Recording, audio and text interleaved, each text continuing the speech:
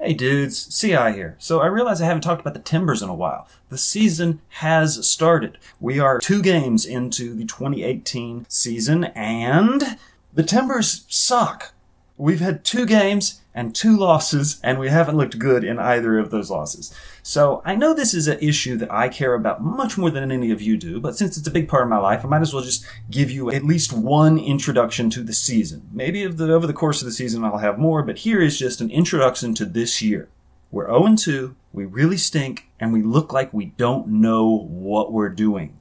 Now, there are reasons for this. There was a lot of turnover in the off-season. The biggest one, our coach quit, unless he was fired. It's very unclear. It was a huge surprise to everyone. It was like on a Wednesday, who knows, and everyone was just kind of, okay, dinner time, everything's good, and then Twitter explodes because the coach has quit or been fired or nobody knows, and everyone is freaking out, losing their minds. Came out of nowhere, couldn't have been more of a surprise. Nobody understands it. So, immediately, all of Timberdon goes into a huge panic, and we're like, what's going to happen? Well, they did get a new coach, and everyone says he's great. We'll see. He seems like a decent enough guy, but it's different, and because it's different, the team doesn't really seem to know yet how to play his style, and we'll see how long it takes. There were also some players that left. Darlington Yagby, one of our greatest players, one of our longest-term players, he wanted a little bit too much money, a little more money than the team wanted to pay him. So they shipped him over to Atlanta, got a bucket of gold in return, and we are all a little bit sad about this. We liked him. Nagby was a good guy. We brought in some newbies. This guy Polo, who I have no idea if this guy's any good. After 2 games, he seems like a bust. Cascante, he hasn't even played in the 2 games. Armenteros, he looked really good in preseason, but in these 2 games, nothing special. Nobody really looks special in these first 2 games.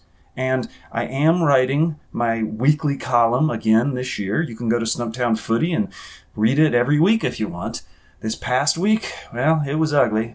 It was a very dark and dour column because we'd just gotten beat 4-0 and the team looked horrible.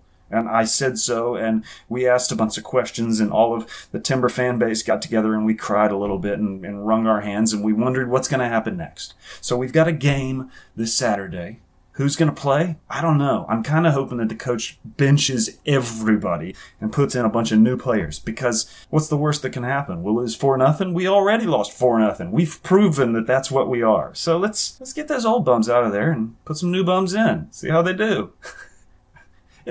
It's early. We got a lot of new faces, a whole new system, so it's going to be ugly here at the beginning. But hopefully, over the course of this year, things will get better. Unless they don't. Unless they suck all year long. And this is just a mess. Oh, I'll be so sad. But anyway, that's your introduction to the 2018 Timbers season.